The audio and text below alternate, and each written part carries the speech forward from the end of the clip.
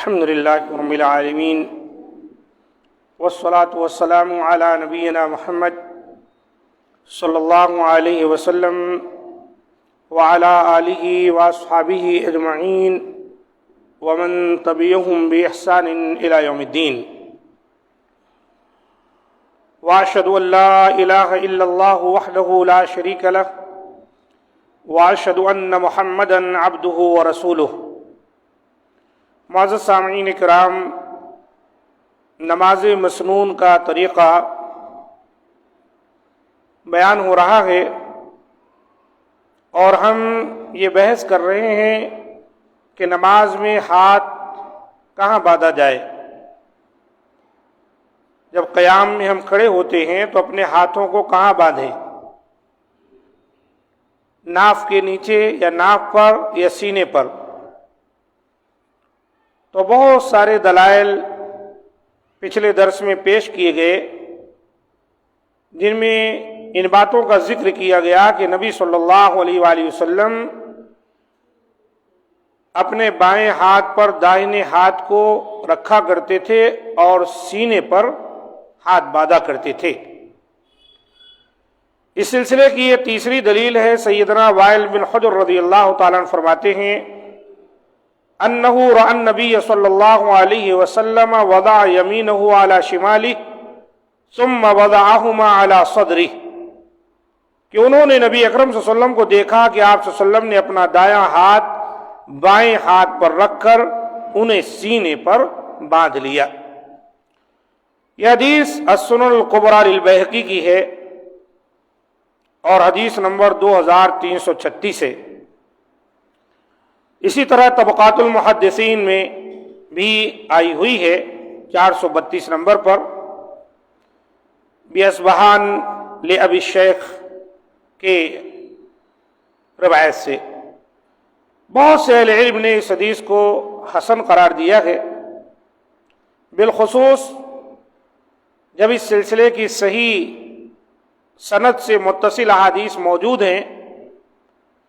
یہ حسن درجے کی حدیث اس پر سونے پر سہاگا ہے۔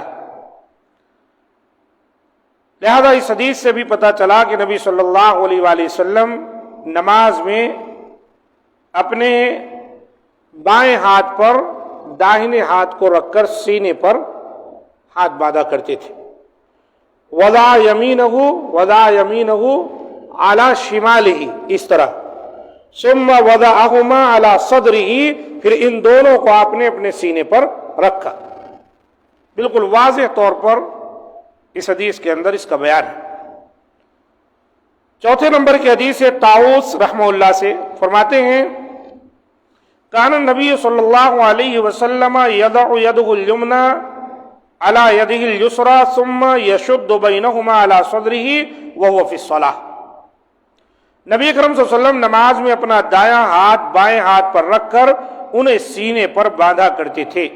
یہ ابو داؤد کی حدیث ہے، کتاب الصلاۃ میں آئی ہے اور 759 نمبر کی حدیث صحیح ہے، لیکن مرسل روایت ہے۔ یہ روایت مرسل ہے۔ احناف کے اصول کی بہت سی معتبر کتابوں میں اس کا ذکر ملتا ہے کہ ان کے نزدیک مرسل روایت مطلق حجت ہے۔ لہذا جب ان کے نزدیک حجت ہے تو سینے پر ہاتھ باندھنے کی دلیل تو خود ہی ابو داؤد میں مرسل روایت جو کہ صحیح ہے، یہ حجت ہے، تو اس پر عمل کرنا چاہیے۔ اور محدثین کے نزدیک مرسل روایت متصل اور روایات کی موجودگی میں مقبول ہوتی ہے، اور اس روایت کے ساتھ دوسری متصل روایات موجود ہیں، لہذا یہ روایت محدثین اور احناف دونوں کے نزدیک حجت ہے۔ مرسل ہونے کے علاوہ اس کی سند کے تمام راوی ثقہ ہیں، جیسا کہ امام بیہقی رحمہ اللہ نے معرفت السنن والآثار میں، علامہ محمد حیات سندھی رحمہ اللہ نے فتح الغفور میں، ابو طلاب رشد اللہ شاہ راشدی نے درج الدرر میں، اور علامہ عبد الرحمن مبارک پوری رحمہ اللہ نے تحفۃ الآوذی جلد 1 216 میں فرمایا ہے کہ اس کی سند کے تمام راوی معتبر اور ثقہ ہیں۔ علامہ البانی رحمہ اللہ نے بھی اسے صحیح قرار دیا ہے۔ تو مرسل ہے، لیکن جب متصل روایات موجود ہیں تو یہ مرسل روایات بھی تقویت کی وجہ سے قابل عمل ہو جاتی. وہ لوگ جو ناپ پر یا ناپ کے نیچے ہاتھ باندھتے ہیں ان کے لیے تو یہ حدیث یقیناً دلیل ہے، کیونکہ ضعیف حدیث کے مقابلے میں یہ مرسل روایت اس لائق ہے کہ اس پر عمل کیا جائے. زیر ناپ ہاتھ باندھنے والی روایات کی حقیقت، اب جو حدیثیں آپ کے سامنے بیان کی گئیں، جو حدیثیں، اس کے برعکس زیر ناپ ہاتھ باندھنے والی روایت انتہائی ضعیف ہے. علامہ بدر الدین عینی حنفی رحمہ اللہ نے اس روایت کے بارے میں فرمایا کہ اس کا مرفوع ہونا صحیح نہیں. امام نووی رحمہ اللہ نے شرح مسلم میں لکھا ہے متفق علی ضعفہ، یعنی اس روایت کے مرفوع اور موقوف دونوں صورتوں میں ضعیف ہونے پر اتفاق ہے. ابو داؤد میں ہی کتاب الصلاۃ میں ایسی حدیثیں ملتی ہیں کہ جن میں کبھی ابو ہریرہ سے، کبھی حضرت علی رضی اللہ تعالی عنہما سے اس طرح کی باتیں ہیں کہ اللہ کے رسول ناپ پر یا ناپ کے نیچے اپنے ہتھیلی پر ہتھیلی رکھا کرتے تھے. اس کے بارے میں کہا جا رہا ہے کہ روایتیں ضعیف ہیں. امام نووی کہتے ہیں متفق علی ضعفہ، یعنی اس روایت کے مرفوع اور موقوف دونوں صورتوں میں ضعیف ہونے پر اتفاق ہے. علماء حناف میں سے علامہ عبد الحی لکھنوی حنفی رحمہ اللہ نے حاشیہ ہدایہ جلد 1 صفحہ 102 میں، اور شیخ ابن الحمام رحمہ اللہ نے فتح القدیر شرح الہدایہ 201 صفحہ میں اس سے اتفاق کیا ہے. علامہ ابن نجیم حنفی بحر الرائق شرح کنز الدقائق جلد 1 صفحہ 320 میں فرماتے ہیں نماز میں ہاتھ باندھنے کی جگہ متعین کرنے والی کوئی بھی حدیث صحیح ثابت نہیں سوائے ابن خزیمہ کی روایت کے. یہ روایت مضمون کے شروع میں بیان ہوئی ہے. یہی بات علامہ ابن الحاج نے شرح منیت المصلی میں ارشاد فرمائی ہے. فتح الغفور ابن خزیمہ کی جو حدیث ہے جس کو احناف کے بڑے چوٹی کو علماء نے صحیح کہا ہے، وہ وہی حدیث ہے جس کا ذکر پیچھے کیا گیا، جس کے اندر اس بات کا ذکر ملتا ہے کہ نبی صلی اللہ علیہ وآلہ وسلم سینے پر ہاتھ باندھا کرتے تھے. لہذا ہم کو اور آپ کو بھی چاہیے انہی احادیث پر عمل کریں. اس کے برعکس جو حدیثیں پیش کی جاتی ہیں جو دلائل کے روح سے صحیح نہیں ہیں ان کو تسلیم نہیں کرنا چاہیے.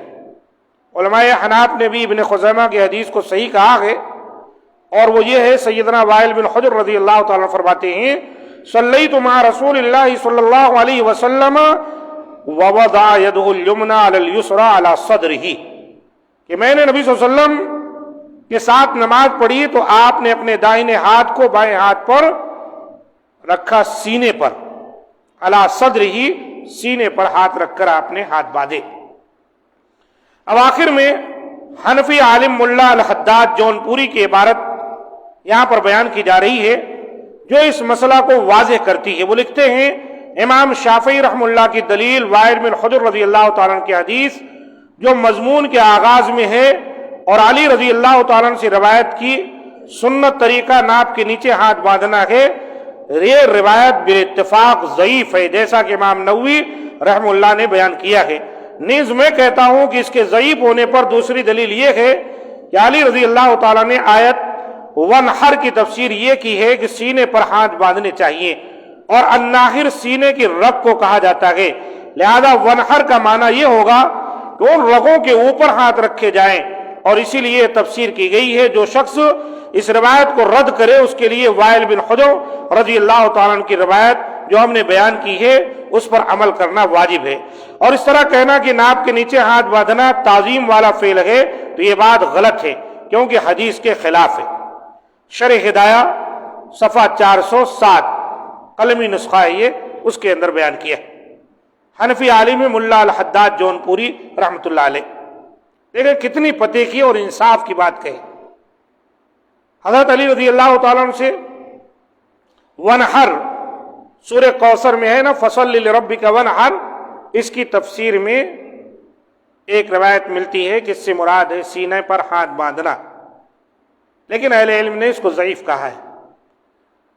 تو یہاں پر الحداد جونپوری رحمۃ اللہ علیہ نے جو بات کہی اگر کوئی اس کو رد کر دیتا ہے تو وائل بن حجر رضی اللہ تعالیٰ عنہ کی جو روایت ہے اس کے مطابق تو اس کو سینے پر ہاتھ باندھنا چاہیے، واجب۔